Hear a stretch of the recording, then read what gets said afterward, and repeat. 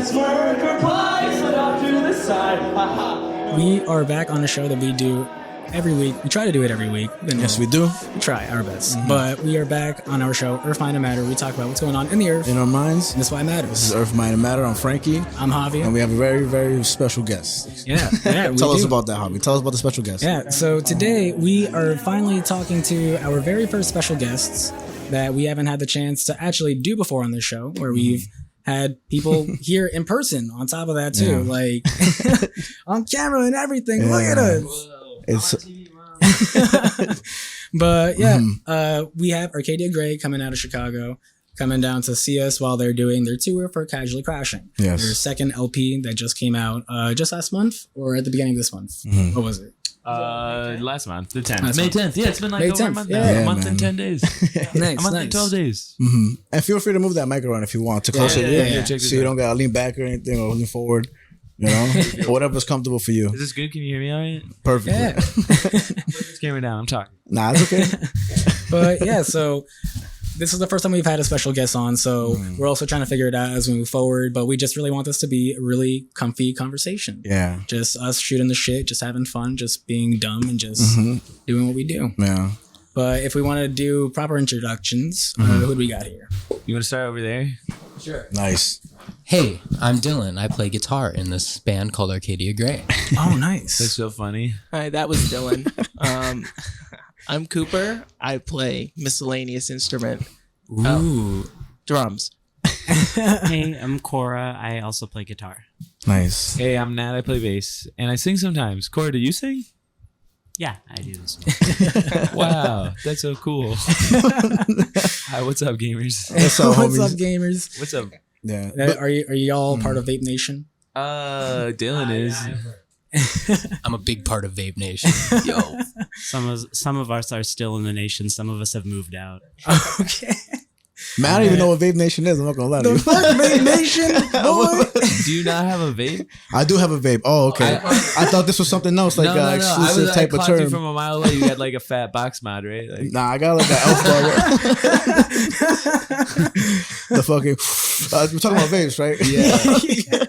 Stuff well left out. I have no idea what to address it as. So Yeah, no, I always think about Vape Nation from that. I don't know if you guys ever seen it, the Hillary Clinton meme queen video, Oh, where she just is bouncing all between different memes. She starts it off of like with the Pepe mask, and she's like, "Oh, here comes that boy. Just kidding, it's me, Hillary," and just like it just kicks off the whole video, just a bunch of dumb meme references.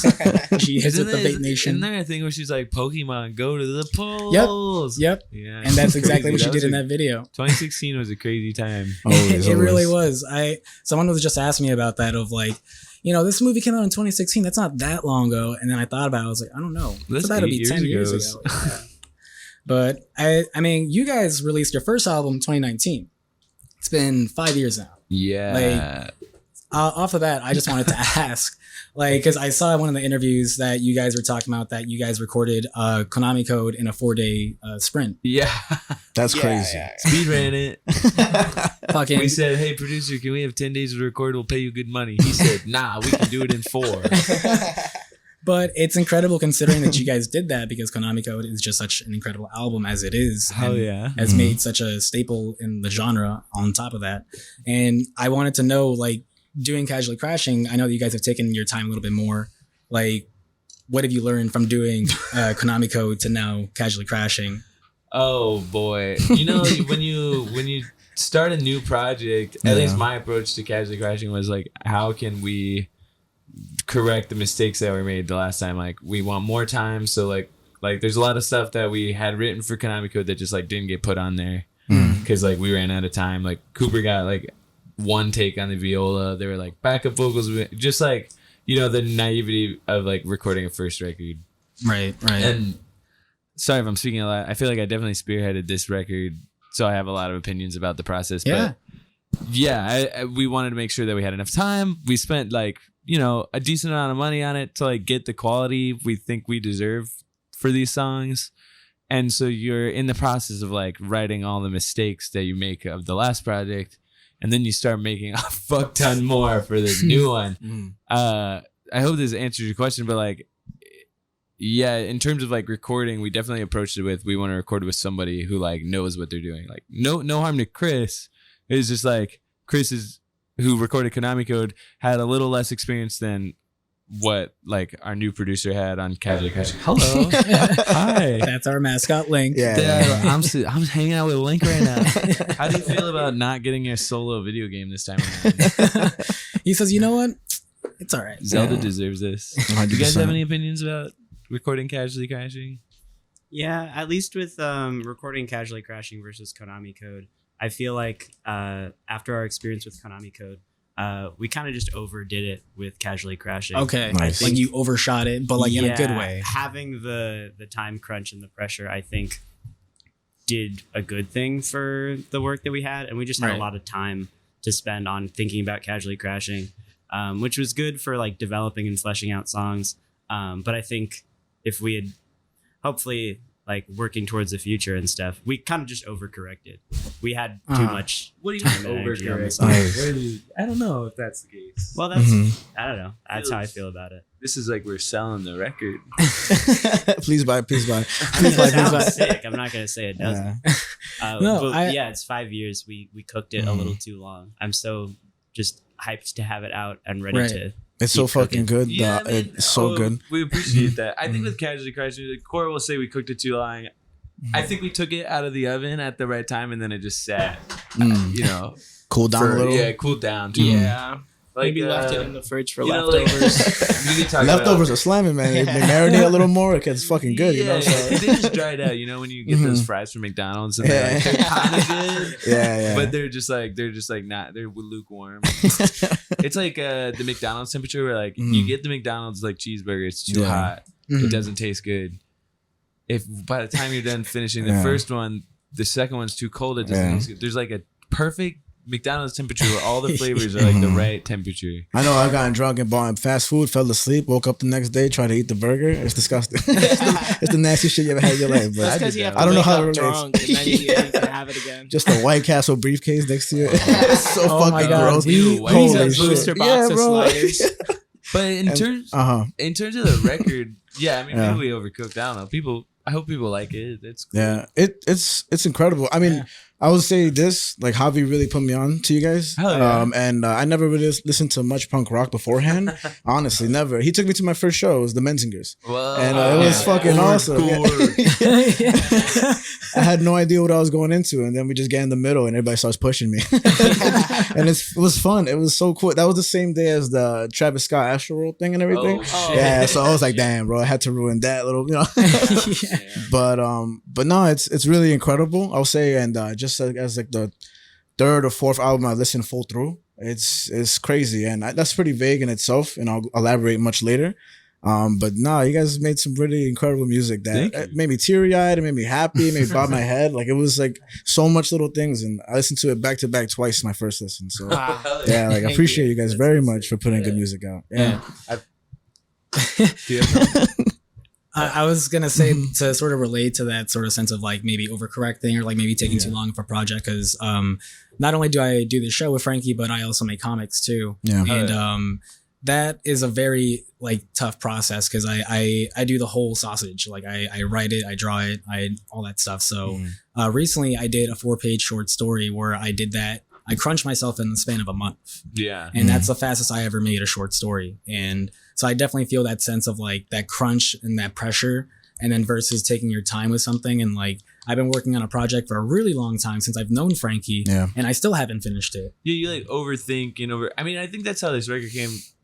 Like the first song that was written out this record was Hallie. Like Konami Code came out, and then in the fall chorus, like, check out this heater I wrote, and it's like so good. But you have 5 years to sit on these songs and listen to demo after demo and like practice after practice, and like there's I mean, I feel like some of us are just like not as stoked on these songs because they're like not new to us, whereas like fans and like people are discovering it are like, this is great, we love this, whereas like us is like, that's sick, wait till the next stuff. Yeah. Yeah. I mean, projects will always expand to the amount of time you give them. That's And true. It's not indicative of the quality of the project. Right. Like the record is sick, and I'm glad that we got it out. Of course.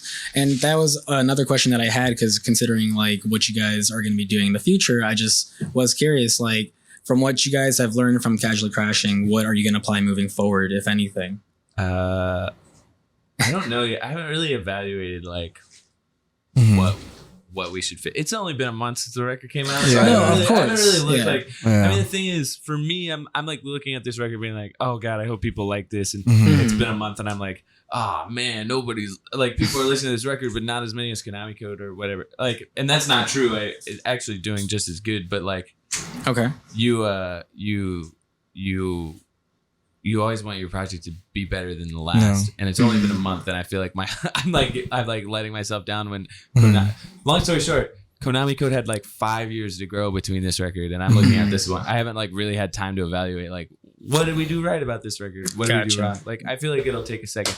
However, that being said, moving forward to the next project, I do think like having a time crunch and just like getting the songs out like sooner. I mean, there's a whole ass pandemic and us moving to Chicago and just having to like figure out how to be adults between like getting the record. Like, it just took time. Like getting the right people to like invest in it too. It just took time to put stuff out sometimes. Hopefully, Cora, hopefully we like, you know, we want to write LP3 real fast and make it the best thing we've ever done. Hell yeah. Yeah, I think Casually Crashing is sick. It's I think that it is inherently less accessible, and it's more so for Arcadia Grey fans than Konami Code, which is more so for a general listener, which I think is really fun. And ultimately, I think I like media that's self-referential, and it kind of develops its own personal image rather than like remaining attempting to appeal to a larger audience.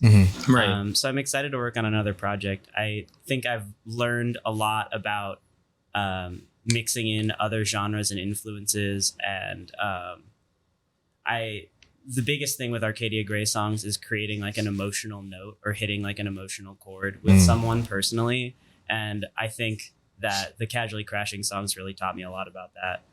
So I'm excited to incorporate that into new stuff. And also just like I learned a lot about production, like music production, during the process of writing Casually Crashing and working on it.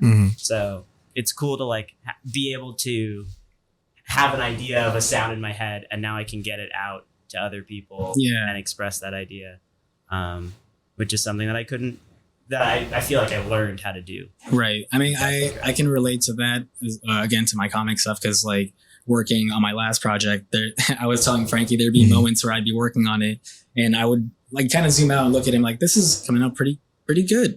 And like I'd just be like, yo, who the fuck am I? What am I doing? But it is like that feeling where when you take a second back and just look at it and just say, hey, you know what? This is actually pretty fucking good. We did a good fucking job. Yeah, I think there's a healthy mix of like appreciating what you've done, and then also like having a little bit of self-doubt about what you're doing. Of course. I think it'd be dangerous to have a overconfidence towards your art. Yeah. However, it can also be dangerous to have a lot of self-doubt. But there's a healthy mix between the two. Exactly. Yeah, it's I don't know the word, but it's a healthy battle between the two to like create something hopefully you enjoy and other people enjoy. Yeah, I mean, I think Frankie and I can relate a lot to that, just like doing this show in general, just like finding our balance and like learning how to like communicate with each other and just work as a team, and making sure that the content that we put out is of quality while also like trying to keep up with the schedule. Like it's definitely a challenge, and like it's a job at the end of the day. Yeah.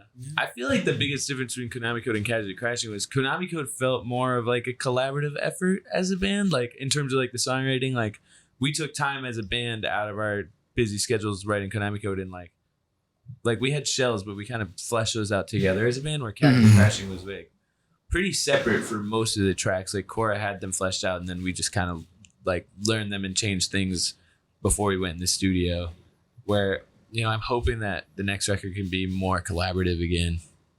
Yeah, I mean, I also wanted to clear something up. You guys will list yourselves as a trio band. So who's this motherfucker? so I'm just curious about that. I can answer that. That's funny as hell, bro. That is Dylan. Hell yeah, Dylan. So I was just curious about The fourth that. member of the trio. Because I just think that's funny. If you're asking the government, we are 3 people. Okay. Dylan Just is, 3 kids in a trench coat. I'm a silent partner in this Nice. investment. Hell yeah. You're the and sign in the Ben and Jerry's logo. Yeah, I mean, Dylan is. I mean, so we write. Arcadia Grey is a trio. When we go on tour, like, but Arcadia Grey is a trio, but Cora writes like insane lead parts, and like our songs are really massive, and like to get the best sound as possible for the live audience. Like, we want to bring someone cool who wears cool jerseys and hats, has a good taste in music, and That is Might a have cool to get a jersey. New Jersey. So Dylan like really shreds. So Dylan's kind of like, we call him Dylan the fill-in, but he's done enough tours now where it like feels very comfortable. Like Hell yeah. on the package and stuff. Dylan probably is like the chillest person to take on tour. That's awesome. I don't think I've met a more chill person on any tour. It's like every single day we wake up and Dylan's like, Yeah. yeah, let's go. Chill as fuck. That's how I feel like with Frankie sometimes. Like Frankie is just like it'll be no matter what. I'll hit up Frankie and be like, yeah, fuck it, let's just do it. Like, it'll be like 3 a.m. I'm like, I have an idea for something. He's like, Yeah, he's So the what's one that up? started this podcast idea. He came up to me and he was like, "Yo, you want to start a podcast?" I was like, "All right." I was like, "Why not, bro? Let's just do it." Yo, we're pretty And, funny together. Let's start a podcast. And we told Like- jokes and then nobody laughed. yeah. Like we always like to think that we differentiate ourselves because we're brown. It's like, you know what? We're not like every other podcast with 2 white guys talking because we're brown. But yeah, To the moon. To the moon. To go down the tracks, like I think it's really cool because you guys are so funny with your track names too, and just Yeah, like honestly, you are. it. Like I always love it when bands do that. It's just it just really shows a sense of humor, and to also shows that balance of having a lot of an emotional core to these songs, where it's just a lot of these songs are songs that you can bop your head to, but once you listen a little more deeply and like really look at the lyrics, you're like, oh shit, this is like it's just saying No, a it's lot. heavy. It's Yeah. super heavy. Well, And, it's like Mhm. masking. You know, like we all like we've said this before, but we like Mhm. we hide and mask under our like really sad moments. We cope with humor. Right, That's good. right. Like Yeah. our biggest, like I don't think we ever have a serious conversation in the band without cracking like 30 jokes in the process. And so that's kind of like what our music represents. I don't know if you have more to say. Mhm. Yeah, I mean, if you were to look at Frankie and mine, like texts, it's just half of it are just stickers. We Yeah, just send yeah. each other. Just Yeah, like- really. It's like- so childish. Yeah. It is. Sometimes it's to a detriment because we'll be trying to have a serious conversation and then someone Yeah. will make a joke and it's like, but like seriously, I need to know a real, I need a I'm real crying answer. over here. I need. Yeah, but Yeah. I mean that's kind of like Arcadia Grey. Is it ethos? Is that the right word? Like, It might be the pathos. you know, Shit. we want to approach like heavy subjects, Yeah. but we're uncomfortable and we want to make people comfortable and with them and like throw a little bit of humor in there. And, like, Right. That's what I Be feel with funny. what's it called? I don't know what you just said because I work a shitload, right? Like aside from this, like a lot of jobs. And the other day I was at my job and I go to the I work in a hotel, so then I'm like 6 a.m. I go to the bathroom and I just take a nap, right? At 6 a.m. I'm just sleeping on the fucking floor, and then I'm just like, God damn it, and I gotta go out again. I gotta be like, hey people, then you gotta go to the next job. You gotta be this and that. And so I was listening to this. And it was like, there's a lyric that said like, take the responsibilities, like, and it just killed me, like, cause like you do got to put on a smile when you go outside. And I think I'm very good at that. I'm very good at interacting with people, not showing any like, weight beyond my face, but it's, this is why this music's so crucial because you have so much fun listening to it, like physically, but then internally you relate. And I think it really just, meets that middle and it's a good like outlet. And punk rock is still very new to me. So for me, whenever I do find something like this, it's really incredible. Hell yeah. It's Hell yeah. so that's what I really grasp from this mostly. But the lyrics are incredible. You wrote most of the lyrics, or is it because or I mean, probably like yeah. 80%. because you write incredibly, and then the things you've said in there's an article, I forgot who interviewed you for the track list, but you're very well written, spoken, and you are incredible at what you like. Thank you. Yeah, I have to say that because everything I read was it was said so well in such a short span, and I feel like sometimes, like for me, I babble a lot as well, so I can't really grasp my point.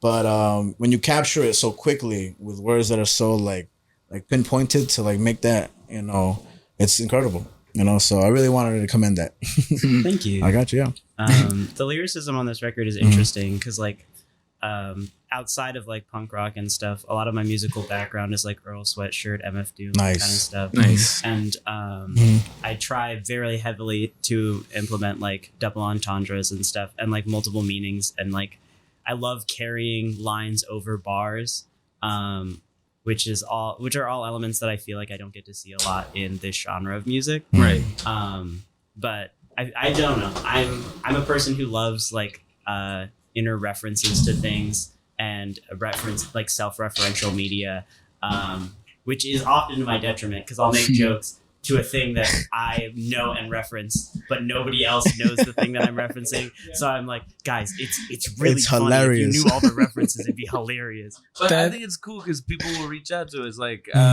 people. There's a Noid reference from Domino's that Cora made, which is like, is this Domino's? What the- or like somebody asked us who Glob, like what Glob meant at the opening track in Top Deck Jinzo. Like, that's like the god from Adventure Time. Like, Cora just like knows how to like. There's a Smash reference, no, too, no? Or am I wrong? Is that a Smash reference? There is a Smash reference, there is, right? yeah. There's a couple. Yeah. I'm not gonna lie. I use genius.com to find that out. I don't want to. Geniusing our lyrics. Yeah, man. There, it's like, this is a Smash reference. That's fucking sick. Yeah, man. This There's a stuff lot is of things like dense, that. dog. They're gonna need a dictionary and a thesaurus. Well, this is how dense it is because sometimes Cora will write things and record it, and the record will come out, and someone will say something. I'm like, that's not true, and then Cora will be like, actually, it is. Yeah. I'm like, oh shit, You're the dense one. I'll always make references like that to Frankie that Frankie just doesn't get. Like we have this soundboard, and one of my favorite sounds that I use with him that he just doesn't get is this one. I don't know. Oh, they can hear it, no? Oh, y'all can't hear it. Describe it with your voice. I'll do it myself because even if I do it myself, he won't know what it is. But it's the I don't know what the fuck Is that the Villagers? Yeah, it is. Yeah, Minecraft bro. Villagers. We I need didn't even know. Minecraft Villagers in our freaking soundtrack. I kind of Do it, thought bro. maybe that kind of sounded like a Yoda thing for a second. It did sound like Yoda for a sec. He got it. Yoda's a bit longer though. Like there's like Yeah. The survivors of perimeter create. Kermit almost. Okay. You can do your Yoda. I can do my Kermit. Yeah. Okay. Like they are both green. Hey, I'm just a green guy. What are you doing here? hey man, it's Mark Wahlberg. Boston. I don't know what's he doing. Deep voice Mark Wahlberg. Oh, he's Marky Mark in the Funky Bunch. Yo, don't call Good me that. vibrations.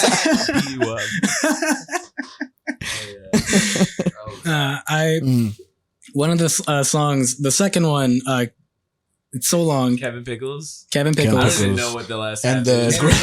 Great Kevin Pool Pickles Noodle on Excursion. Excursion. There you go. Yeah, you just read it right there.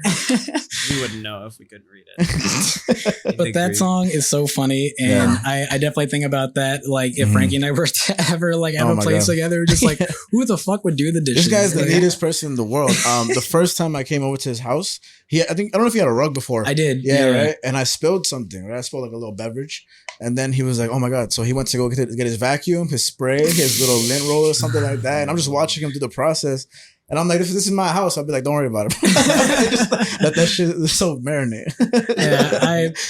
He's clean, but I'm not pretty messy. But I've been on trips. Anime posters and stuff. Oh, around yeah, here. man. Did you guys watch One Piece? I started watching One Piece more officially, but we also actually talked about the first 3 volumes. Yeah, we on covered an the first episode. 4 issues, and then what's his name? The creator, I forget his name. A something. I'm not sure. I usually remember all the time. The one day I need to know it. Fuck. I've been thinking about starting One Piece because I just knew that was like a show that had like 1 million episodes. So when we like recorded that in the song, I was just like, I think it would be so fucking funny if like Cooper doesn't do the dishes because he's just been binge watching like 1,000 episodes. Yeah, we workshopped a couple animes that were mentioned as the intro. I don't know why the One Piece one was the one because none of us watched One Piece, and I asked my friend like, should I watch One Piece, and they're like, no, the pacing is terrible. Ichiro Oda, that's his name. Ichiro Oda. I never watched any of One Piece. No? So. I've started catching up on it so that I can be versed for when inevitably someone comes up and asks a One Piece question. Right. I'm only Somebody up to like already the clown asked me a battle. question. That's Like, a who's your long-ass favorite anime. One Piece character? And me sitting there having never watched Goku. Naruto. I really like Dojo. Yeah, well, actually, we're all like JJK fans now. Yeah, JJK fans. I don't know what JJK is. Jujutsu Kaisen. Yeah, oh dog. no, I still don't know. I never watched it. I'll say. It's a good one. Highly Yeah. recommend. They put me on it on our last tour. It was like, and then I finished it when we got home. It was so good. I'm watching Demon Slayer, Naruto, and Vinland Saga. I don't know if you've seen. yeah. Vinland Saga is good, man. Oh, I man. also finished season 1 of Dungeon Meshi. Ooh. So good. Yeah. Holy shit. I watch some anime. What was? Have you guys watched Blue Lock? Oh man, that That's one the is soccer really one? good. The soccer one. Okay. Like I'm not even like a sports fan, but that shit just fucking slaps. I'm watching that shit. I'm like, yeah, fucking get that goal, motherfucker. Let's go. Everyone tells you to watch Haikyuu, so maybe I'll check out that one. Is that the volleyball? That's the volleyball. What the one. fuck? I've heard about the volleyball one too. one? Yeah, man. There's an anime for everything. Golf dude. anime. Golf anime, chess Sure. anime. Yeah. Cora That'd be watched awesome. one about a guy who turns into slime. Slime. That's my yeah, nickname in pool. It's reincarnated as a slime. That one, it was okay. Yeah. That one's dang. That one sounds like it'll be I okay. feel like I started really high because like Mhm. I've only watched a handful of anime. Let's be real, very Western popular anime. Like yeah. I watched Cowboy Bebop and Ava, That's awesome. but then like and now I watch JJK, which I think is pretty popular over Mm. here. But Yeah. like I feel like I started really high and I don't know where to go next. I don't like. Is there anything better than that?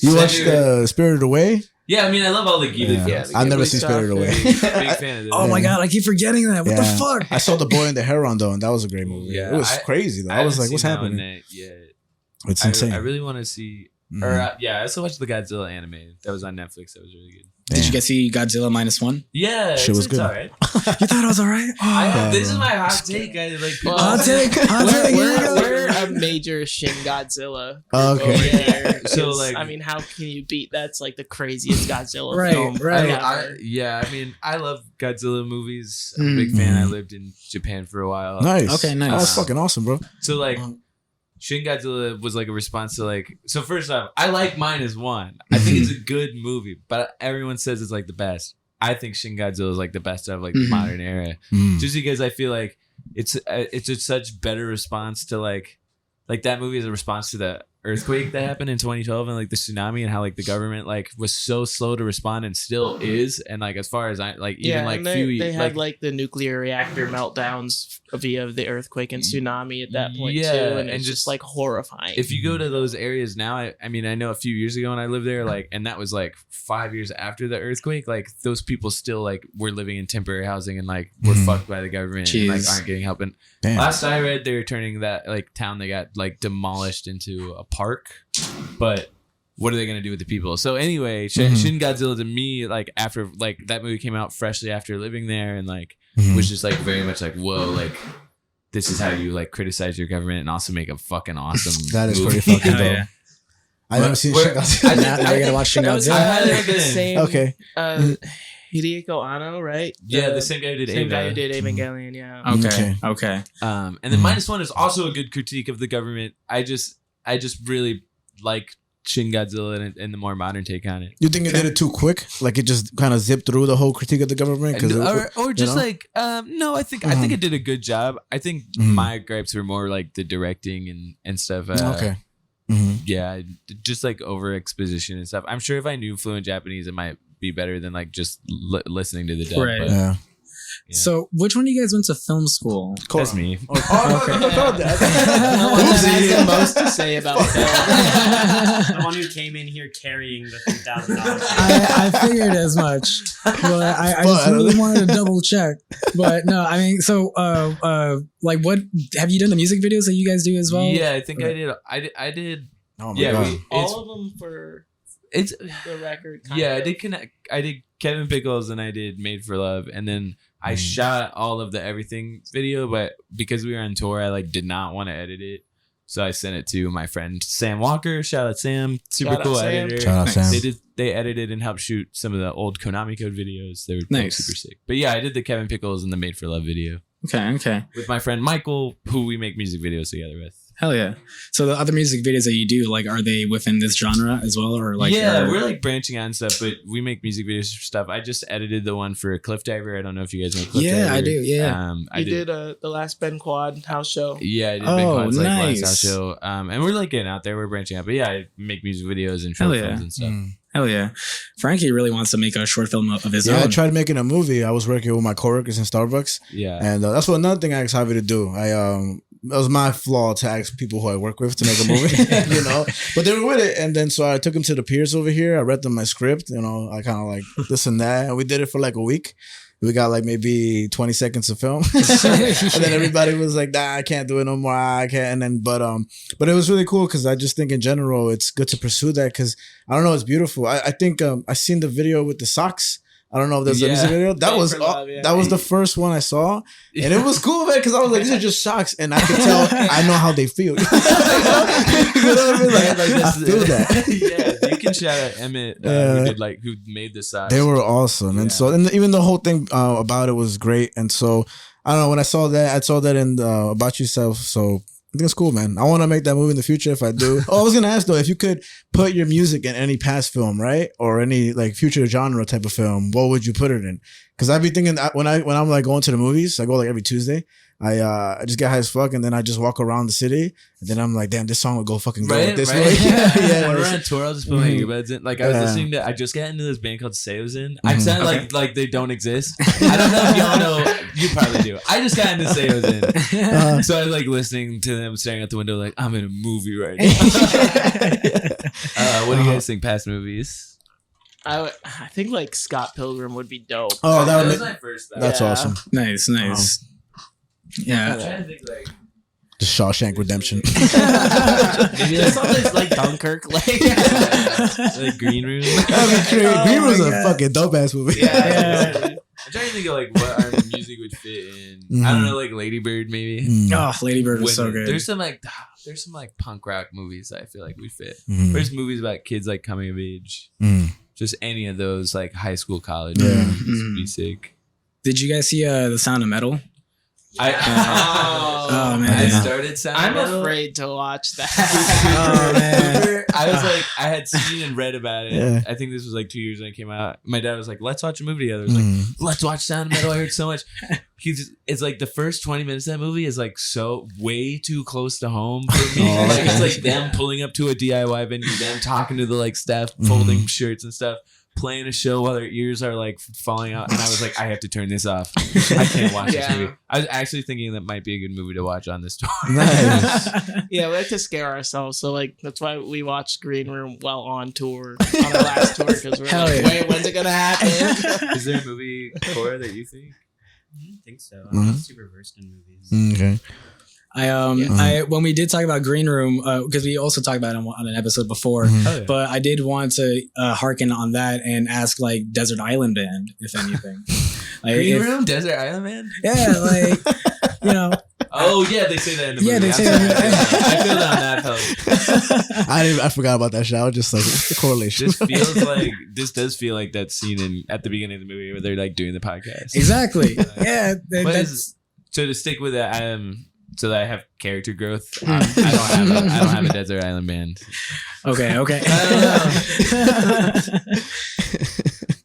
Is that like what a band you listen to? I thought it was like Desert Island, like 3 things you would take with you: a CD, a book, and like. But in the movie Green Room, they asked like what the one band. Oh, 3 band. Oh, the one band. Yeah. And then the lady at the end, what did she say? She says, "I don't give a fuck." Yeah. Because like that whole character's like growth is like he can't like make choices, and he's like not confident in himself, and so like by the end of the movie, he can like confidently shoot the fuck out of the bad guys. But yeah, he doesn't pick a band at the beginning. I was just about to watch Green Room. Oh man.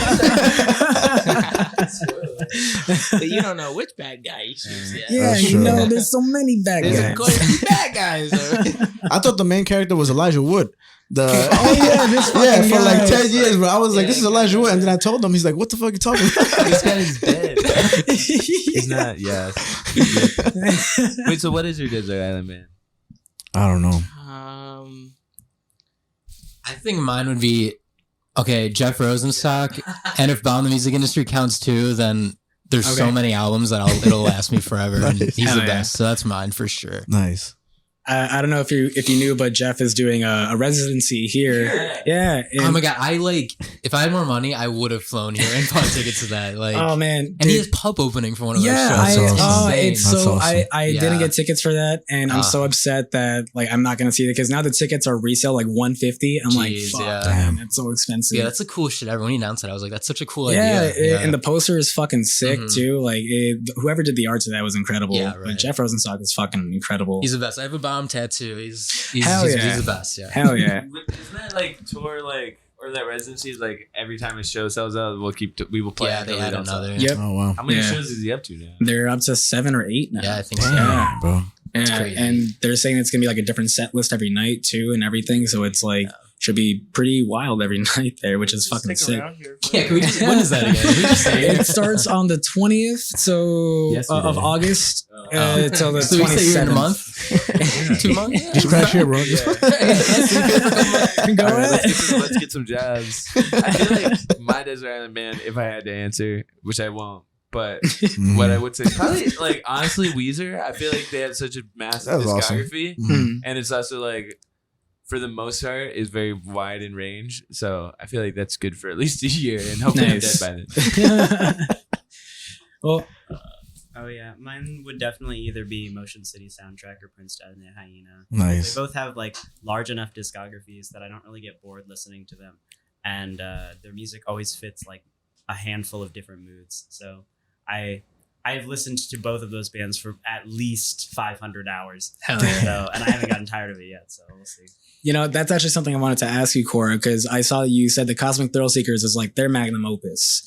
And like we covered Cosmic Thrill Seekers on the very first episode of this show. Yeah. And so I was curious to see what you find so amazing about that album and like how that influenced you towards making Arcadia Grey music.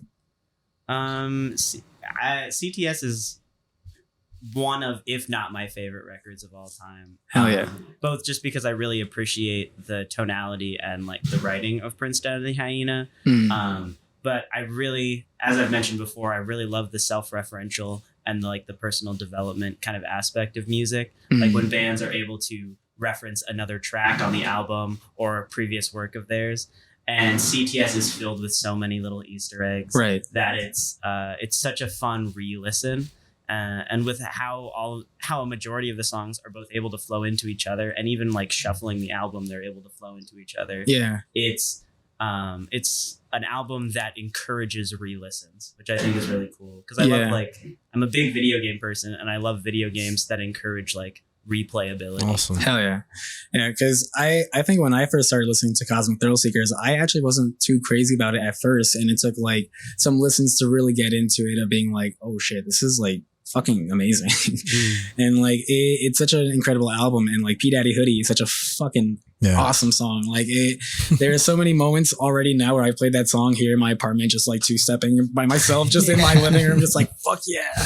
Such a good song, and it really does encapsulate that sense of like, you know, like having that piece of clothing that just brings you comfort, and it's like nothing feels better like being your P Daddy Hoodie, and it's I love that. Thank you. Yeah. I don't know. That record is probably one of my, if not my most listened to record. And I don't know, just a cool band. Yeah. And it's nice to have a piece of merchandise that both cements them, and I can think about them when I feel anxious or whatever. Right. And also it's just very cozy. Yeah, right? It's so fucking soft. I also wanted to ask, did you guys ever like get in contact with Prince Daddy or Origami Angel, or are these just straight up odes to them? Just like it's mostly odes to them. I think we've like talked to a couple members of P Daddy in person before. We haven't seen Origami Angel in person, but like, I mean, we chatted with them, but it's not like we asked permission to make these songs. Like, right, it's more like an homage, and and you know, if they listen to them, cool. If they take us on tour because they listen to them, cool. Origami Angel has like acknowledged our existence on the internet more than once, and that is like they're sweet. Almost as much as we can ask, because we do want to play a show with them. That'd be really fucking awesome. Yeah, Gami Gang is fucking great. And we actually tried to get Corey on the show many moons ago, and that just never really panned out. But like that and Cameron had agreed to be in the podcast at some point as well. So we're trying to, I would love if we could ever do that again. But I haven't had the chance to really speak to anyone from Gami Gang as much as just like shoot them a couple messages here and there. And I've covered a handful of their songs as well. And like, they're such cool people. Like they're just so much fun. Like, when you say replayability with a game, do you mean like when difficulty is hard, you could play it very hard, or do you mean like Fable, like you could make different choices? Yeah, I mean our Arcadia Grey band name is based off of Arcadia Bay from Life is Strange. That's awesome. Kind of game. What? See, this guy. Well, my girlfriend loves that game. Yeah. She loves that game so much. Yeah. Games like the Walking Dead Telltale series, the Undertales, those kind of games. Yeah. Right. Like games that encourage further develop. Like you can play them in different ways. I just recently played through Castlevania Symphony of the Night for the first time, and it's just like I love games that you can finish, or I love stories that you can finish without getting the whole story. Right. Because it encourages you to go back and look for new things and elements in it. And as you continue to play through it and you learn more about the game and you become better, like you experience it more, you become more familiar with it, you see new things that you didn't see before. And I think those are my favorite pieces of media. Oh yeah.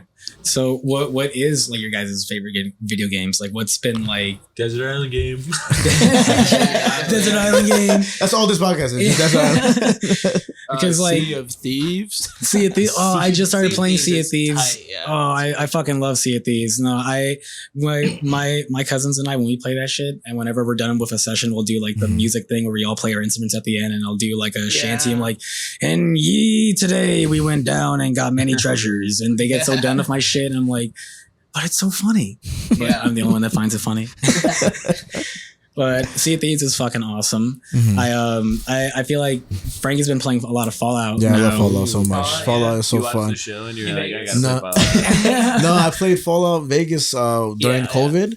And you need a pandemic to play Fallout because you need days back to back to back to. Yeah, but it was mind boggling, and I just started Fallout 4. And I quit Fallout 3 midway because I just worked, So now I'm just like, let me stop going out on the weekends. Let me start playing video games on the weekends. Life improvement just soared, because it's so much great for the fun. budget. It is. Oh my god! I don't spend money. Like, why would I spend $12 on 2 beers when I could just be home? Maybe You spend money spend on Uber Eats. $12 once a month to have like entertainment for like days. Game Pass, man. Game Pass, Game Pass yes. is the best. I feel like my Desert Island game, like I'm thinking about it, I feel like it's probably like the Borderlands like Ooh, okay. like series. Just like in general, like they have the Telltale games, and then they also just have like 4 or 5 games now. Right. And they're a blast. I like them. They're all like a little bit different from each other. There's a lot to do, and the guns are cool, and the enemies are. It's just a fun game to play Hell yeah. for me. It's so fucking funny. That turned me on to Borderlands 2, and that's probably my favorite FPS I've ever played. That's no gamer. Next guest. This is my brother Lucas. Go through, man. Yeah, the Borderlands games are great. Are you excited for the movie? Do you have any hope in that? I was really stoked for the movie, and then the trailer came out, and I was like, I didn't see the trailer. Who's in it? Jack Black as Claptrap. It's fucking old people. It's Jamie Lee Curtis, Kevin Hart, Jack Clint Black. Eastwood. And like, is it Jessica Chastain? Is that who she is? Yeah. Like, I just think they all need to be like, Is I'm Jack not Black ages. playing Claptrap? Yeah. Yes. That makes a lot Jack of Black sense. makes sense for. I didn't know that. Jack before. Black I makes just- sense for that. Kevin Hart's playing Roland. Roland, right? Roland's supposed to be like 8 feet. Like I'm not a I'm not a Canon. It's like I'm not. Like, it doesn't matter. I think Roland will. Kevin Hart fits for the job, but like Jamie Lee Curtis is playing Tannis, who should be like 20 years younger. Right. Just like in general, and like Jessica. I think it's Jessica. I don't know who's playing Lilith. But she's also like really. It just doesn't make sense. Like, why are these like 50-year-olds going down to like fight like tentacle monsters or 60? Yeah, I don't know. Their experience. Yeah, I guess so. It's like that's what we used to do as kids. I was stoked for the movie. It just doesn't have like the sauce from the trailer. That Okay. pop, a little pop. I might go see it if like another trailer comes out. But from what I've seen, it just kind of looks stale. Mm. A lot of people keep like saying it looks like the Guardians of the Galaxy movie. Like Right. where, like I feel like, did you guys see the Dungeons and Dragons movie? Yes, yeah. I didn't see it. That I movie fucking flames. I thought it was so good. I You went said to it go was good. really good. I went to Yeah. go see that movie by myself, and I Nice, came as back. you should. I came back where to film with these guys and shit, and Yeah. like they asked me, "Oh, what were you up to? Why couldn't you film earlier?" I was like, "I'm gonna go see Dungeons and Dragons." Yeah, it and was they were awesome. like, "Okay, so anyways." Yeah, it was awesome. And that movie's a like movie that like has like Guardians of the Galaxy Yeah. feel, but it also has like the sauce. Like Mm. Yeah. it's creative with its shots. It's got a fun, twisty story. It's got a good cast of characters who feel like they fit in their roles and aren't 100 years old. Mm. Exactly. So I don't know. I haven't seen Borderlands 2 yet. Also, like I'm not a big fan of like I think it's Eli Roth who like directed that movie. yeah. Not a huge fan of his work. But the guy who did Deadpool 1 and Terminator Genesis or whatever Mhm. directed like the reshoots and stuff. So I don't know. It looks kind of like a mess to me. Okay. That's a okay. big spiel about a movie I haven't seen. Nah, man, fucking do it. Like it. Mm. I feel like for myself, one of my favorite games of all time have been the BioShock games. Yeah. the So good. BioShock games So are good. fucking phenomenal. Like I remember BioShock Infinite. Like really, just almost changed like my mindset of about how I think about things. Like moving forward, of just it really hit home for me. I was like, You were wow. like, are we falling in a time loop? Yeah, so I that was it's like- we're like, wait, spoilers. How many years did that come out? How many years ago? Like That- 10? oh, Like at least 10, like yeah. 2014, right? Yeah, it's been about 10 years, I'd say now, since Bioshock Infinite came out. But now the guy who made it, Adam Levine or whatever, is doing like a new game that kind of looks like Bioshock. Yeah. It just straight up looks like another Bioshock, but it's like, it'll be cool to see anyways. In the first game, the guy was always asking for a favor, right? He's like, "Do me a favor." Right? Would you kindly? Would you kindly, right? Yeah. I find myself doing that with people where I'm like, "Hey, can you do me a favor?" and then I just say it then all you the time. twist and murder them. I've always felt like Frankie could be a sleeper agent. Like You think deep so? down. It's like somewhere there. Mike's a sleeper agent. For sure. It's the jersey that gave it away. Right? Chillest person you know is like they're gonna turn around someday. That's what I'm saying, bro. Watch your back. Yeah. I don't know. Dylan, what's your Desert Island? Yeah, I'm a big From Software guy. So like Hell I'd say yeah. Dark Souls 1 or Bloodborne for Oh my sure. god, the hardest but- games in the world. I know. I bought Bloodborne randomly. It was like on sale at GameStop, and I had no idea what it was. I was like, "Oh, I'll try this out," and I just played it for like a month straight. It's the best game ever. Hell yeah. But as soon as I get back from this tour, I'm gonna play the Elden Ring DLC. So if that slaps, maybe I'll Did you pick kill that. Mahogi yet? I did. Oh, I killed it. I beat his ass. Slaughtered, bro. Is it Magi or Mahogi? I've never played the games. I've just somehow in touch with the gamer world. I see some gameplays and videos. When I can't beat it's them, I'm kinda like somebody hard. else Like, will. if you know anything about video games, you're gonna hear about like the Dark Souls and the Bloodborns, and right. Elden Ring especially. Souls likes go crazy. Yeah. They go crazy. We should put some Souls references in our music. It's Well, tough one to of us play. has to Like, finish the game. I couldn't start the game because it was too hard. That is my life. Say what you I want. just started playing Elden Ring, and Elden Ring's been fucking phenomenal. Like I'm about like 40 hours into it. I'm like, I feel like I barely scratched the surface. yeah, where are you at 40 hours in? Do you know like what what the area? fuck? Can we just talk about Elden Ring? Yeah, fuck it. I don't get. Yeah, Fuck it. fucking. I just passed a CO for a well. So I Okay. went throughout the entire CO for a well, and now I'm like wherever the fuck it's called, the Liam's grave or whatever. Oh Where yeah. where that huge ass fucking bird thing with the cipher or whatever is like yeah. chilling at the bottom of the steps. Yeah. I'm like, yeah, that guy looks like someone I'm gonna fight later. I'm gonna come Yeah. back another day. Yeah, that game like never ends. You think it's about to end and then it just keeps going. That's awesome. Yeah, But it's like sick, you know. I feel like for me, one of the reasons why I love it so much so far is that it reminds me of Breath of the Wild. Yeah. Where for like sure. with Oh, so good. yeah, because like with Breath of the Wild, there's so much discovery and like the Great Plateau is like, you know, one of the best like introductions in any game. And it's like the first castle in Elden Ring where you fight Godric Mhm. is essentially the Great Plateau. Literally, yeah. And it's just once you get past that, the rest of the game just opens up and it's fucking phenomenal. Yeah, as soon as I played it, I was like, this is Breath of the Wild and Dark Souls, and those are two of my favorite games. So this is like the perfect game, yeah. I didn't expect to fall in love with it the way I did. The reason why I started playing it was because I was tripping balls while my cousin was playing it. And like I was just watching him play. I'm like, this looks insane. This looks wild. Like, especially especially when he would open the map. For some reason, the map looked insane to me. Like every time he would look around the map, I'd be like, "Whoa! Like, look at that! Can you go over there, man?" And that motivated me. I was like, you know what? Let me play this shit. Let me see what this is about. It's been so good. I don't like Tears of Kingdom. I thought that shit was ass. I'm not gonna lie to you. The new Zelda. I still didn't finish Yeah. it. Yeah? I didn't like it that much. People I thought don't it was like okay. I thought that game was like popular. That was alright. People were hyped about it when it came out. Yeah. I feel like that lacks sauce. The sauce you were referring to earlier, that's what it didn't have. But I you mean, know? it's hard to follow up. Mhm. Right. Breath of the Yeah. Wild. You 100%. can craft in that game. That's never a good sign. The sauce. You can make a sauce for your pasta in Zelda. You can. Yeah, I'm sure you could. I never played those Zelda games, but I remember my brother had a lot of opinions about it. Nice. He said he liked Breath of the Wild, but he felt like what Tears of the Kingdom did better was that Breath of the Wild felt too empty. Like you were just running from point to point. There was like nothing in between. Right. And that Tears of the Kingdom kind of fixed that. Fills in the Okay. gaps almost. Fills in gaps, yeah. Okay. Okay. But again, like I didn't play either of them. If I had to like have a desert island game, I think it'd be like a Forza game. Hell yeah. Or like a Gran Turismo or Or that something. mad lines. Yeah, I got mad lines. Do you got the racing wheel? I don't have the racing wheel. I just fucking do mouse and keyboard because I'm poor. Oh my god, mouse and keyboard in a racing game? If you come Yeah, to this, hey, I come up first. You know what? The difference is like He said he got skills. Shut up. bro, mouse and keyboard doesn't matter because everybody else on those games sucks. That's They're all slow and they're bad. look, if you come to this show and we make enough money on this tour, we'll buy Cooper's. Go fund me right now. If we get enough, I'm gonna get a nice racing wheel. Nice.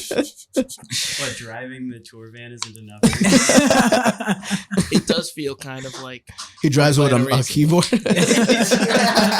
keyboard and mouse, baby. I can imagine like a cat in the hat situation where like you guys like just share the wheel, like just spinning the wheel down the dashboard and shit. Just like, no, you drive, you do it. But so do you only one of you guys drive or do you guys split the drive? usually We Like, split split the it up. drives, but No. I think Cora and I do the most Okay. active driving. Yeah. Nice. Cora and Cooper are the cracked drivers. Yeah. I would disagree. I feel like I do just amount of driving. That as, is a like, Cooper complete does. and blatant. Trying to live in a podcast. So much fucking driving on the last tour. Well, yeah, on we the all last- did. I don't know. Did you like keep a time chart? We were on the road for 6 weeks. That's Low key. calculated. I haven't gotten a chance to drive on this tour because I'm always in the Summer Brews car. Yeah, I've done a lot of driving, but that's also because we brought my car. nice. So Damn, putting a lot of miles on that bad boy. Cora won't let Yeah. you drive. I don't know. You wanna- It's actually this month is my last lease payment on my car. Nice. So, Congratulations. own that. Hell yeah. Perfect timing. Perfect timing. Let's go, Rachel. Go. We How have did- to get Wow. we should probably get like oil change. Oh yeah, we've been needing one of them. Well, the little sticker that you We do put oil on, changes 'cause after you the did show. The last oil Yeah. change says 71. Oil change on us. 600, yeah. It's at 800 Oh, okay. on it, and we just Do you like got this? to 71,800 driving like here last night. Okay. So we do need it to get done. Hell yeah. It's always something with one of them cars. Yeah. Get Oh, yeah. comfy, dog. Yeah. Rachel needs her juice. What can I say? I could only narrow my games down to 3. Okay. Which is Chrono Trigger for the Super Nintendo, Okay. Eternal Darkness for the GameCube, Ooh. Oh my god. and The Beginner's Guide, which is a PC game by the person who made Stanley Parable. Oh, I played Stanley Parable, but I didn't know he made another game after Yeah, The Beginner's Guide is kind of like a commentary on the creation of art and the interpretation of art and the artist. And Ah. as a creative, I think it is the biggest must-play game I could ever recommend to That's very that. interesting. Interesting. it really changed the way that I view both media I consume and things that I create. Cora Nice. and I Highly did like a little let's play of that game when we were making the record. We like got done for the day, went to where we were staying, and we were watching some kittens for Nice. these people in Philly. And then when we were done taking care of them, we sat down together and just played through that game in one night. That's Hell yeah. awesome. Great segue. Bring it back to the record. Also, Inscription is crazy. If you haven't played Inscription? Yeah, it's another PC game. It's also a card It's game. like it's a crazy. it's a Hell yeah. horror deck builder Mhm. kind of thing. But yeah. can't say too much or it'll spoil the game. Yeah. Okay. I like no There's a spoilers. lot of I'm happy about mystery no in there. spoilers. It's a lot of like, yeah. Yeah. Mystery. I mean, A lot of mystery. I was curious because like with Rat Fortress, that's a pretty like intense song of talking about like nihilism and like, you know, just like doom and everything, and just like we're talking about just I wanted to get down of like, what do you guys think of, you're talking about art, I want to get down to what you think of like the tortured artists, like like we're tortured. yeah. So I'm curious about that because, you know, considering that you guys are like an emo band and or whatever you want to classify yourselves as, is just I've always been curious about that because I was with someone who had someone in their class, in a memoir class, talk about how their biggest struggle was not having struggle. And I thought that was really interesting because it's like, is that really a struggle then to not have struggle? Or are you like not looking inward on yourself and like identifying? But I mean, in like the general, both today's society and the expectation of content creation, there is an underlying pressure to have something to say all the time. Right. And for someone who hasn't had a lot of personal experience, it's hard to generate things to say. Right. Rather, that's not just regurgitating what someone else said. No, of course. I mean, I think what's interesting and cool about what the show that we do here is because like we've been doing it since 2021 now, so about 3 years, and like we look back at our old episodes and we're like, we were chatting. Yeah, Jesus. Like, the first time we spoke on here, it was the funniest thing. We were like, all right, ready, we got all the equipment. We sat down, we're like, all right, yeah, so how you doing? Like, I'm doing good. How about you? All right.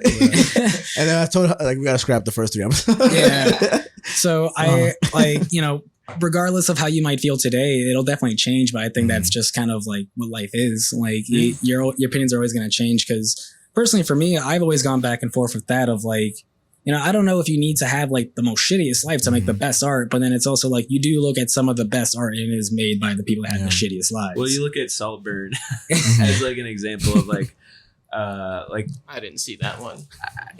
Yeah, it's like a shallow movie about classism because the person who wrote it is a shallow person who's really rich. So it's like, I don't know, like some of the best art can come out of, I'm not saying rich people can't make art and like rich people don't struggle. And I'm not saying like people who don't struggle can't make art. I'm just saying there is something to like even the tiniest struggles you have can create. I mean, we wrote a fucking song about doing the dishes. So it's like you can make something out of whatever you have and looking inward on yourself and your self-critique. I mean, I think as a band, we're a band that is like heavily, at least I am, and I won't speak for Cora, but like very like self-critical about ourselves and the art we make, and that creates its own struggle and makes things even harder. Yeah.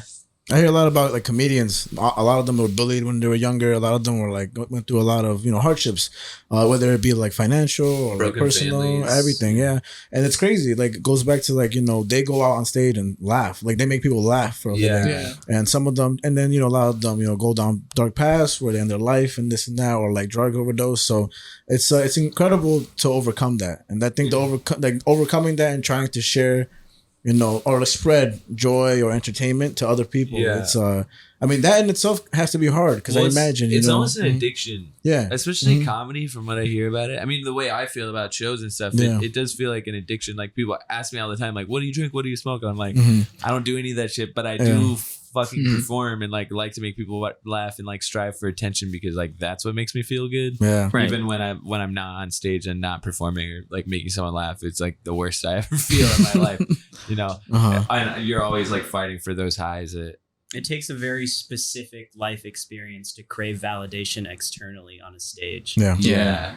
I mean, at least for me, it's like I grew up in a family where I was like the middle child and my parents were like always fighting and my siblings were always trying to be louder. And so like you want to you want to stand out. Yeah. And you hear that from like a lot of comedians and musicians. Yes. Like they're raised in an environment where they have to stand out but in their family and their life and that breeds people like us who are kind of probably like egotistical and stuff. I think it comes with it though. You have to do it, but channel it in a way where it's like done in your own style and then healthy. Yeah, exactly. And not looking for attention in the wrong places. Have you guys ever like performed and bombed? all the time. All the time. How was that like? We have like a I bombed last night. Seriously, like a few times on the Matt story. and Yeah. I have How'd it a go? very particular sense of humor Okay. where we find it more funny that we just make each other laugh or reference things that only we know about, which in turn makes the crowd uncomfortable, which works really well now that people like kind of get it, and that's like the vibe of our band. Right. We like this like dry, like Nathan for U.S. kind of the joke isn't readily apparent to the people hearing the joke kind of humor. Which is hilarious to us the entire time. But when we were playing to like 8 people who didn't know our band, we would like say like 3 jokes and then it'd be silent and then we'd be like, we're just not going to start the song for a minute and a half until someone laughs. And then we just sit there. It was great. Yeah, it's just stuff like, yeah, it's like that. And like, yeah, of course we bomb. Like, we're still a young and growing band. Like, I'm sure some people see us as like, this is a seasoned band. But like, you know, some of the best comedians don't get the spotlight until like 10, 12, 20 years into their like career. And even then, you know, even then. So it's like, I don't know, we're still like, we just did a crazy huge tour. We're playing to like 500, 600 people. And now we're playing to like 20 people again in basements and stuff. And so it's like, of course, whatever definition of bombing you want to say, but like, of course, like it's an up and down battle. And I'm often telling like young musicians, like these are the best times is when you're like not succeeding and you're learning and growing from that. When we spoke about Green Day, there was shows that they would do that was in front of like 7 people, 8 people. And I forgot who was commenting on them, but they were like, the way they performed in front of these 7 people was the way you would expect them to perform in front of like a stadium. I mean, and it's incredible. It was, that's how we do it. Yeah, that's how we've always That's so done cool, it. you know, like that confidence and that, you know, because it's your music, you know, it's like that's what you're expressing. Exactly. Yeah. To me, it's never like come from like a comparison between like an audience size or like who is in the audience or anything. It's just like getting up there and doing this is what I like to do, and I like to do it the specific way that I do it. Yeah. And so that's what I'm gonna do every time. That's I'm not awesome. gonna change it because I like If the only person feel some way. If the only person at the show is the sound guy, you know damn well we're performing because The sound guy's gonna get for the sound. He's gonna have a blast, bro. Like, I don't know, my philosophy has always been if there's one person at the show, if there's 100 people at the show, we're gonna play the best we can, and at least one person is gonna walk away being like, that was cool. That's the best. Yeah. And I think the idea of dreaming, following your dreams, you know, even though it's very, to some people, you know, the older they get, the more cliche and unrealistic it is, like having a dream, even though it's kind of like contradictive, you know, dream and realistic. But I think it's important. I was talking to somebody very young the other day, he's like 15, and the outlook was very negative, you know, and of course, a teenager, so it's like, you know, they're there. But it was just conversations about religion and this and that, and how like religion is terrible, people are terrible, money is so bad, and this and that. And then I was just like, yeah, but also like maybe religion can do good things for people, or maybe, you know, money, like you use it for good ways to use it, you know, and just it was hard to just like have a rebuttal with him because I didn't want to go so strongly at it and just be like, no, you're this, but I wanted to just be almost like give him a hug, you know, like, yo, just like relax, like don't worry about these things too much because later on, like you're gonna realize like you can mediate those feelings and have a much more thorough understanding of what you're really trying to say. And I think at the core of it, everybody should have a dream to follow. And that's why, like, man, I'm telling you, it's incredible to be talking with you guys. Because, you know, like, you know, even before you got here, I told Javi, we just sitting here casually. I'm like, damn, I'm a little nervous. I'm a little, because, you know, it's just like, we're not just talking to a band, we're talking to people who are following their dreams and like being successful at it, you know? I mean, and it's really inspiring. Don't get me wrong, there are days where I'm like, we're on tour and I'm like, oh, do I want to do this? Yeah, like, of course. This fucking sucks, but I don't know. It's that hunger. I mean, we didn't play a show for like a month and a half, and I feel like I get angry. Angst, right? Like, I don't know, like I get hangry. It's like weird. I'm just like ready to perform again. Yeah. Well, it's better than sleeping in a bathroom at a hotel at 6 a.m. It's pretty on par. It's interesting. We do the same I'm thing. in the service industry too, and I go home and I go in there and I'm like, I could be on the fucking road right now. Yeah, but even the road's like hard. Or what were you gonna say? Yeah, the road's hard, but like there's like something I'm striving to. You know? Yeah, there's a goal in mind, but even then, like we're like squatting at someone's house or like sleeping in the van or like barely eating. You know. But we got mac and cheese right here if you want some. Oh, mac and cheese. Yeah, I got mac and cheese. I'm getting chopped cheese after this. I'm so stoked. Hell yeah, get that chopped cheese, And I man. got some dumplings. Ooh, where'd you get some that's dumplings at? The yumplings. Oh, right here. Hell Oh yeah. my god, bro! I get their cute. What's it like? Egg, something like eggplant, basil, something with rice. It was, those dumplings So good. were so goddamn good. I work at a Korean spot up here. Actually, the food's Yeah. delicious. Yeah, you should go a yeah, little. hook us up. Next time you're back in the show.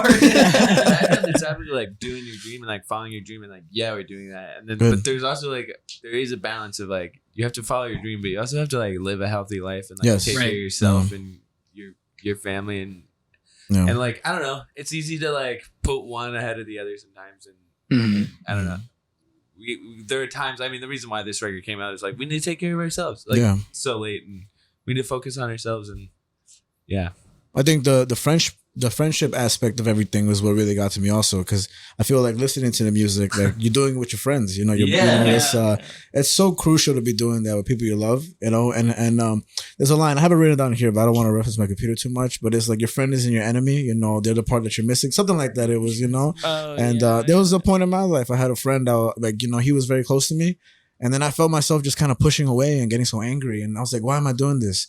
And then, you know, like you can't do that with those people. But there's some people who aren't there for you, really. You know, there's some people who are kind of there, but they're absent when you need them the most. Yeah. You know, so I don't, you know, I imagine like with you guys, this really strong bond Yeah. that carries you forward, and that's cool, man. Well, Yeah. back to like your Mhm. short film you made where you like cast your coworkers. It's like He was when part of it. when you're like collaborating in Yeah. art, you need to find people who have like the same Hell yeah. dreams and goals in mind. I think Mhm. you know we struggle a little bit on like aligning ourselves, but I think for the most part we do this because we want to have fun and Yeah. we want to change the world through our music. It's not. I don't think it's ever been about like Mhm. making money and fame. At least for not entirely for me. You know, sometimes you want a little cash, like Of get course. to the city. But like it's like I want to make someone's night. I want to like Yeah. change someone's life. I want our Yeah. music to affect someone and like so they don't feel so alone. Yeah. And I want to have fun doing it. Like the second it's not fun, like we'll probably reevaluate.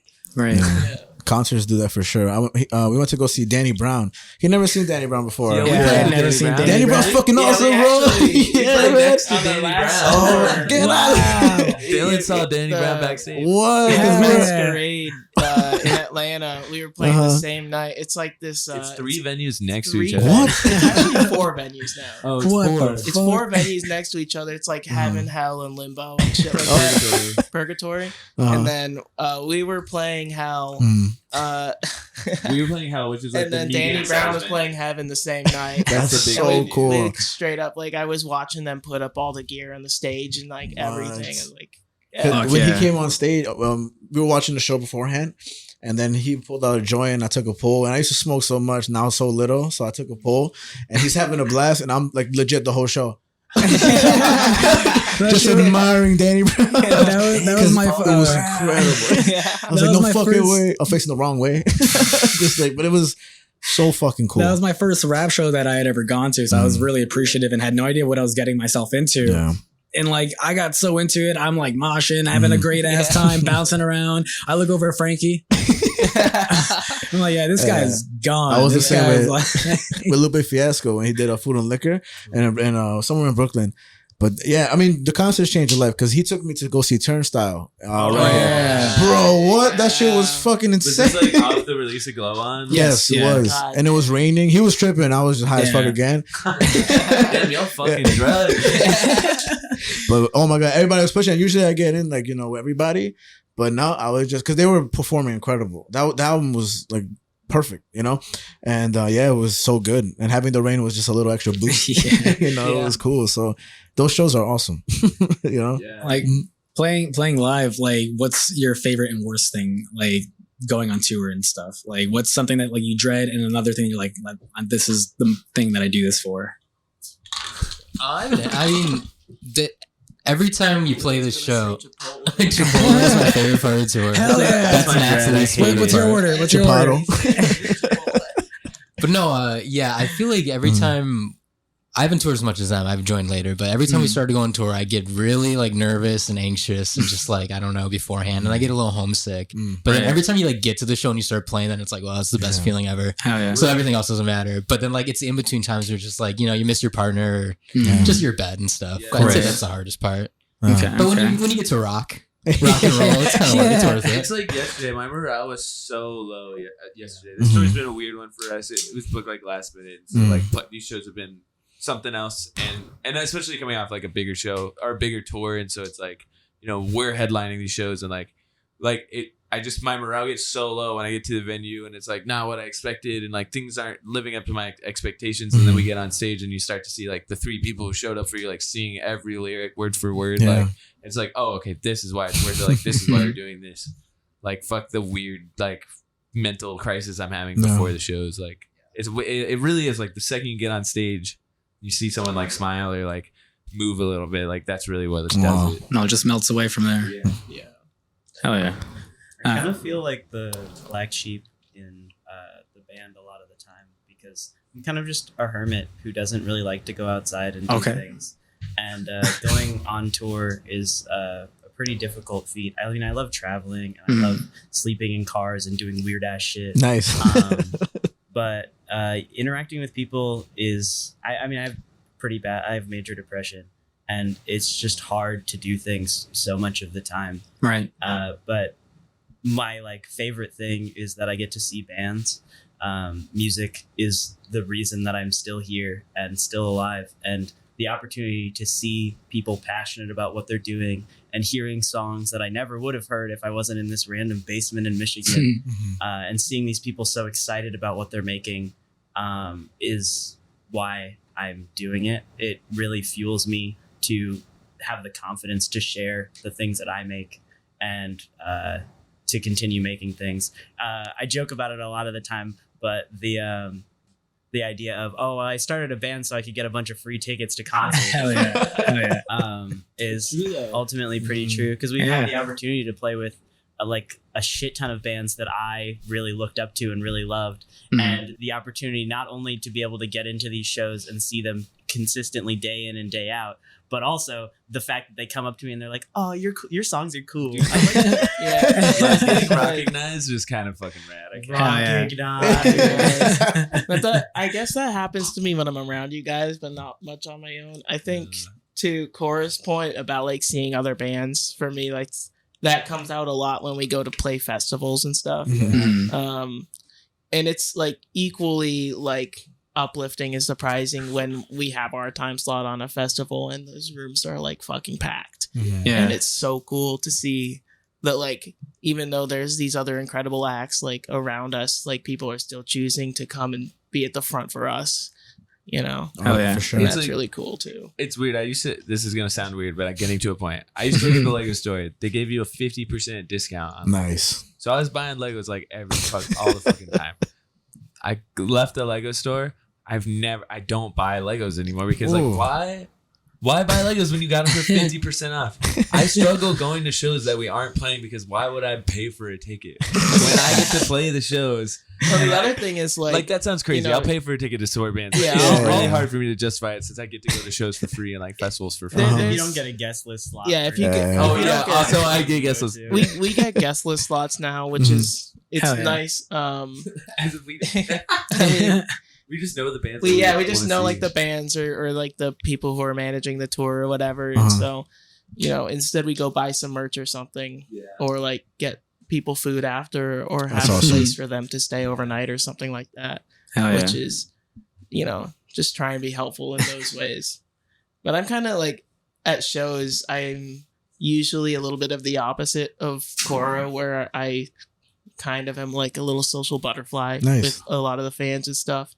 And I like to talk to a lot of the people around there and talk about like what it's like being in this as like a industry, I guess, at our level, or just talking about like the community of the other artists around us, who inspire us, and kind of like how we came up in this. So. I feel like for myself, like, you know, I talk to Frank about it all the time, and I always appreciate him for always being there for me, where I go through many like mental health issues as well, and Frankie's always there having my back with that type of stuff. And it can be a very challenging thing where it's like a part of you doesn't want to do it, but you want to do it so bad. And it's like I always think about the quote from BoJack, which you guys also reference at some point. He loves BoJack, man. Yeah, we love I BoJack. fucking love BoJack, but I strong word. To the, Man's of pedophile. well, I don't love BoJack the person, Right. the horse, I Right. love The show. horse. the horse. But I always think about that quote in season 2 with the guy who's running, Yeah. and like he just Yeah. leans over BoJack and he's like, "Hey, you know, it's hard. Like you got to do it every day, though. That's the hard part. Like, it just gets a little bit easier." And I it's used just to have that quote on as like a phone background. Nice. picture. hell yeah. So But I think about that all the time because you know it is hard, but you got to take it day by day, just little by little, and just do what you can. And that's honestly to me one of the most inspiring things when I go to shows now, because I see a lot of like smaller upcoming bands and things of that nature, and I see these people on stage. I'm like, you guys are like my age or like younger than me, and I'm like, fuck yeah, that's like fucking sick. And it's like, you know, I feel like there are other people who would look at that and be like, damn, what am I doing with my life? Mhm. But I look at it more so as just like, that's inspiring. I Yeah. see that and Yeah. it motivates me Yeah. and keeps me going. But so I appreciate you guys insanely. You guys are fucking Yeah, I awesome. mean, Yeah. you can do whatever you want. Like, this is your life, dog. Yeah. Like, as Hell long yeah. as you put in the work and time and meet the right people. Like, well, I don't know, meet the right people. Just like be a kind person. Yeah. You'll get what you want eventually. Well, one of the things, like when we're on stage and in front of a lot of people, we're like talking about between a song, like how big this scene has been for us. And it's like, we want people to come out of it like with a positive outlook and like inspired to do something. So we're like, yeah, we really hope that some of you out there start your own bands. Like, Yeah. And, or just like go do whatever, produce art or do what you want to do. Yeah, Like just do it. Yeah. like just actually Just just start what you try. Yeah. Just Yeah. try. I think with like social media today and everything and so much eyes on you, I feel sometimes it could be very difficult when you do make that effort to start a Yeah. band, like off the rip. And then say you post your video on YouTube or something, and then you get that one person that comments like, "Oh, this sucks," and then like it immediately halts that whole process or that momentum. Ignore them, Yeah, dude. They're just it's- jealous. Yeah, for sure, for sure. Yeah. I think what's Yeah. hard for me Uh-huh. is seeing like TikTok and like Reels now. Yeah. Like every artist striving for the same thing in the same way. Yeah. And doing it in almost a mediocre way Mhm. is like almost more terrifying to me than like not trying it all. It's Yeah. tough to remember that, like, no matter what you're making, you're gonna have to be bad at it for a fucking while. Yes. before Yeah. you like, Yes. figure out what works for you. It's Right. a numbers game, and like seeing people being bad at it in public, and like Yeah. growing in the public eye is fucking nuts. Like there's Mhm. music that we've made that no one will ever hear Mhm. because we didn't want to share it. Like we weren't ready to like share it to the world. You Right. know? Yeah, I mean, Frankie already said, but we scrapped the first episode that we Yeah. ever did. We said, fuck that. That's not seeing the light of day. Yeah. There's modesty in I- being humble about your art instead Yeah. of like promoting something that is objectively terrible as if it's the best thing in the world. Yeah. And I think that's like something that is really like hard to watch on the internet and like really demoralizes me. Yeah. Seeing so many artists like doing the same thing and like trying to be successful at it without like developing new ideas and like grow, it feels dystopian. Yeah. Just all to strive to like make content for like this gross machine. There was an artist I saw on the train. He was playing guitar. He was incredible. It was like the nicest voice I ever heard in my life, like on the train. Usually, because from New York City, you hear somebody come on the train, like more often than not, you're just like, all right, you know, because it's New York City, you know? But because it happens all the time. But he was incredible. Like so much, like I was on my phone and he started singing and I was like, what is this? So like, I was like, what? And then I saw the name on his guitar. And he's still very talented, I would say. But I think he very much, I don't want to say his name because he fell into that area of like, I don't know, like he was starting to sell like likes, you know, and thinking Yeah. that. And I'm like, what is happening? Because he did a sing along with kids on the train. And everybody was singing with him. And now he seems more a little corporate and not really like seem like bot followers. I think so. And I'm like, man, like, I mean, of course you got to make a living. You got to make some Yeah. money. And I understand Organically completely. grow and- Yeah, but I wish I would hear more of just like that guy in the train that I saw a couple Yeah. years ago, because I'm telling you, it made my head like just, you know, like it was so nice. And it's just And, like yeah. some people just like they have this like thirst for a level of success and like financial freedom, obviously, but they Mhm. kind of like lose what their charm was Well, in they the skip the process of that. steps. Yeah, That's the thing, is like skipping steps. I don't think it's bad to go online and post about your music and like post your photos, your short films, yeah, but you have to like know what you're doing and like grow. And I don't think like you see a lot of I get these like, I'm a photographer, I do this is my camera, here's my photos. Yeah. And then it's like a photo of a dude walking across the street that I've now seen like 1,000 million times. Yeah. And I'm like, well, what? I feel like they're not looking into like what they are trying to make. Like, why are you making art? Why do you want to be a photography? What are you trying to tell? What is your narrative? Yeah. What's your take on photos instead of just trying to mimic everyone around you? Yeah. I mean, that's why it's demoralizing when you scroll and it's the same fucking like 30,000 photography accounts, 30,000 artists like making the same song. There's this one artist that keeps popping up, who's like, I made the song in the summer, and they just keep posting like the same chorus over and over again of like this song that's like poorly produced and poorly performed. And I'm like, I'm not saying they can't make music and they can't do it, but I read a comment that was like, this dude or this person is being famous before they got like pretending to be famous before they got famous, like acting like there's no growth and just nothing to say. That's a lot today. Yeah. So people were taking pictures in private jets and they're like, well, listen, you know, like I made it, but it's like, no, you rented that for $12,000. Yeah. It's like, I think there's like a way to fake it till you make it. Yeah. But I think if you don't like understand what you're doing when you're faking it till you make it, like it's pretty easy for people to see through it. It's just hard to see like people with potential kind of shooting themselves in the foot by releasing things that are subpar, and like acting like it's not. You know, I think there is something to being confident about your art. I'm not saying we're the best artists in the world. Of course, we make good art. We reach a certain audience. That's fine. But there is something about like people out there who are like, hit record on FL Studio. Don't do anything to their vocals. Yeah. Record a track that's like barely in time, and then put that out with like AI art. It's like, listen to my new track next Thursday. This is a song of the summer. This is everything. Make me famous. I don't know if it was how the work. You gotta grind. You gotta learn. You gotta grow. You gotta educate yourself on what you're doing. Yeah, the steps that you were saying. Yeah. I don't know if it was Tyler the Creator, but he said, I hate wasted potential. Yeah. One of somebody like that. And I think it's that shit hit me because I feel like I'm a little lazy sometimes.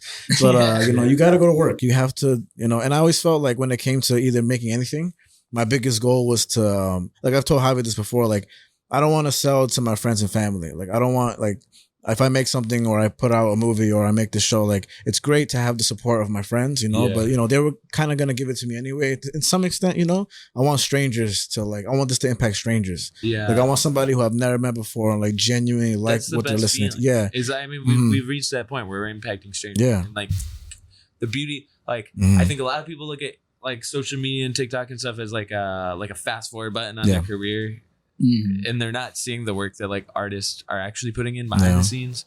And like the beauty of social media now is like, you guys did it. You can just send us a DM. Yeah. Be like, wow, I like your shit. And like we get that all the time. And it's the best feeling, or it's not the best feeling, but it's a great feeling to know that you've like affected someone enough for them to like want to reach out and like meet a stranger and like give their opinion about your music. For sure. Generally in a positive way. Yeah, I mean, I feel like for myself, even to that, like I talk to Frankie a lot about like potential and like what people can and can't do. And I think kind of what you were saying before of, you know, fake it till you make it, there's a sort of healthy line to that. There's always like a balance to that. And a little bit of ego can take you a long way. But it's always just keeping it in check. It's always just making sure that you don't push it too far and just like, you know yourself at the end of the day, and like you just aren't gonna compromise yourself for a paycheck or something like that.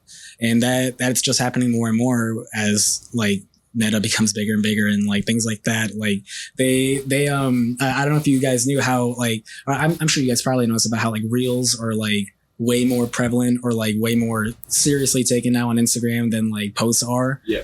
And so it's stuff like that where it's just like, and now TikTok is like doing the reverse where it's like they're bringing in posts. And so that's going to take the world by storm. And so it's just, who knows what's going to like really happen if like the TikTok ban thing goes through. But, but like I've been watching Instagram reels for a while too.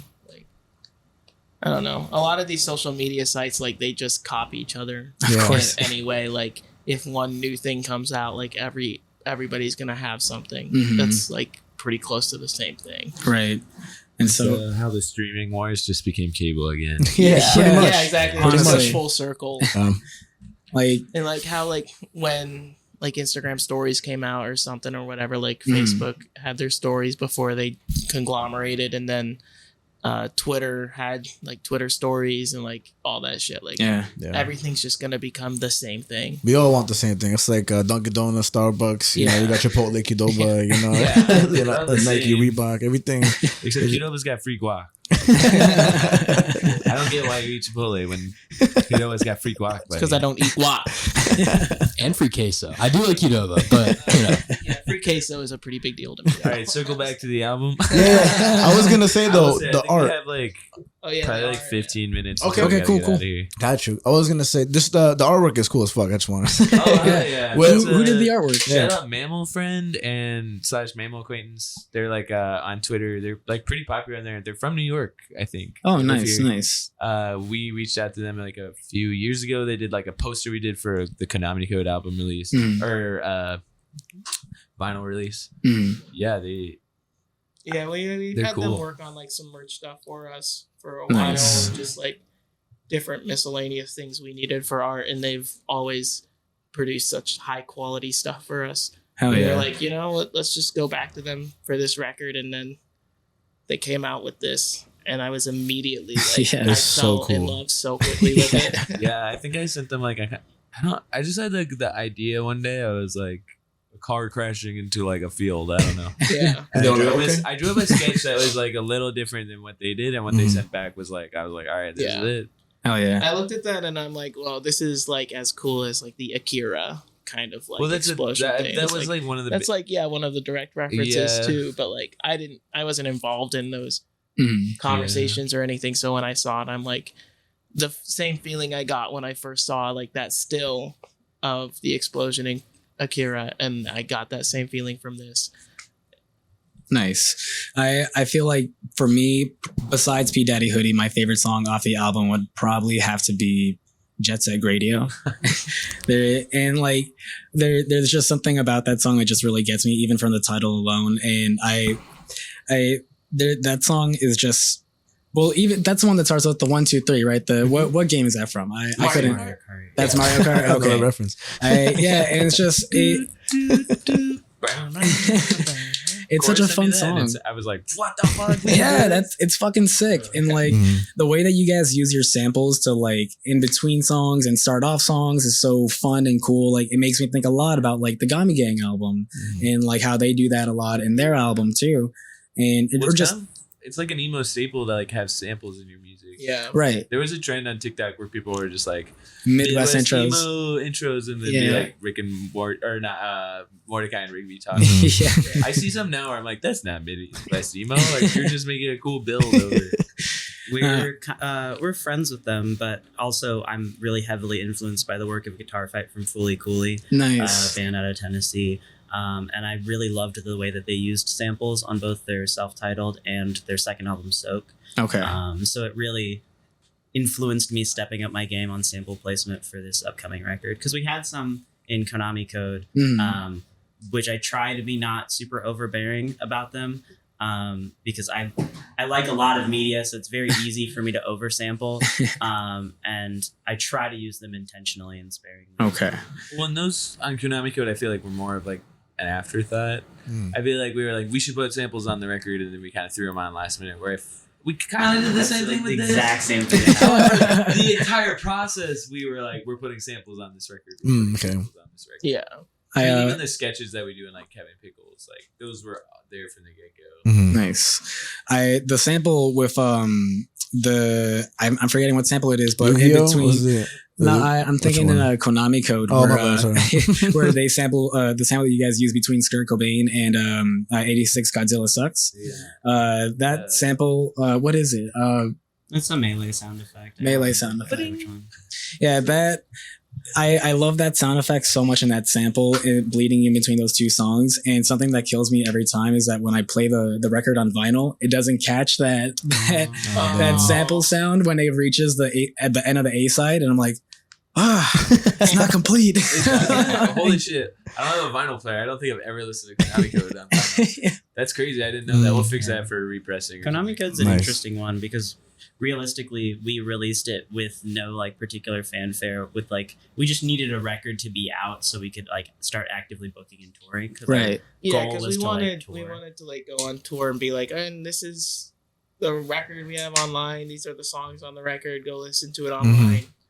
So yeah, in the process of writing and recording Konami Code, we were like, well, we're not gonna have to worry about a vinyl release. It's not gonna come up.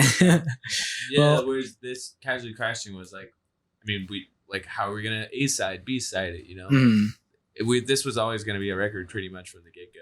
Nice. And that's always something I think about, and what Frankie and I talk about when we cover different albums, like track placement and A side and B side, because that's something that Frankie wasn't too familiar with before we started talking about that type of stuff.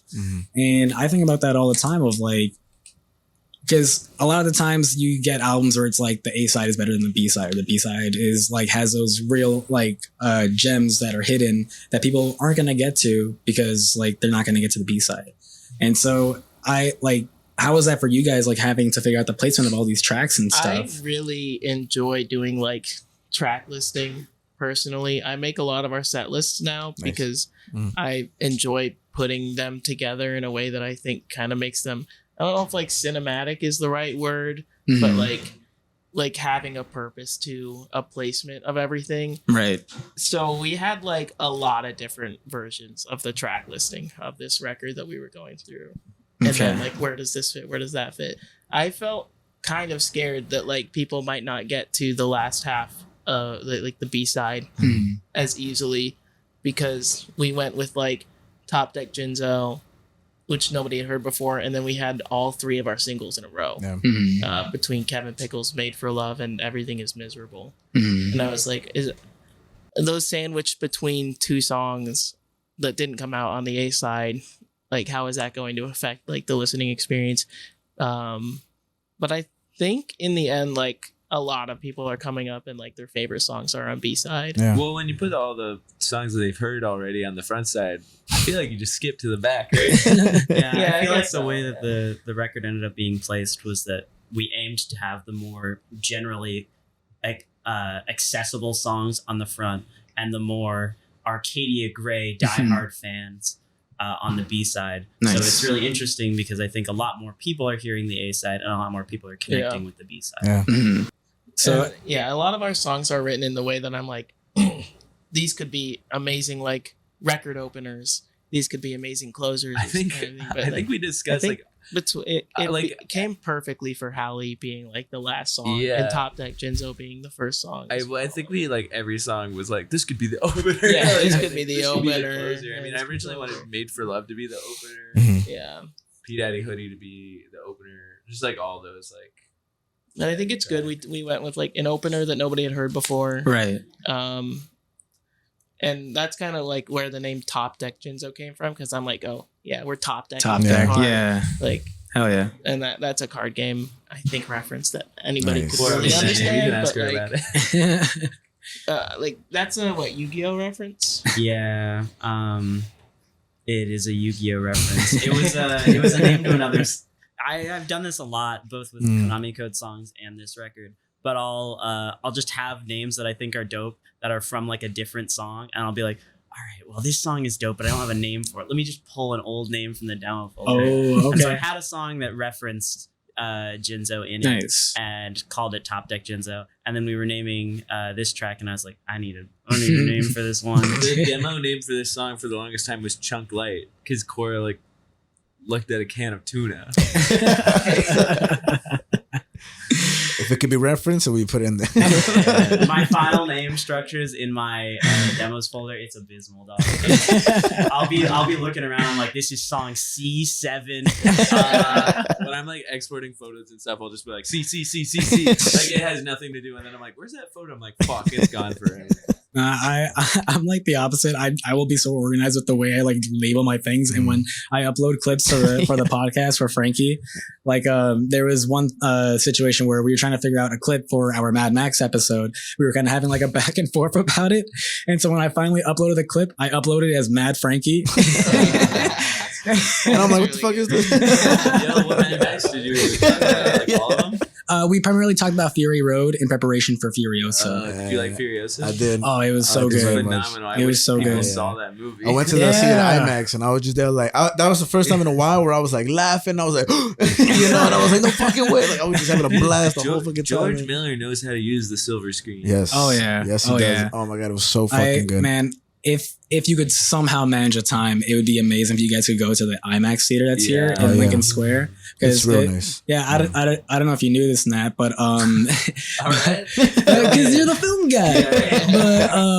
But the AMC theater at Lincoln Square has the biggest IMAX screen in the country. Whoa. Oh, I didn't even know that. That's fucking. Damn, all right. Yeah. So that shit It's is so fucking. crazy. It's like Coliseum size. It's massive. Our tickets $30.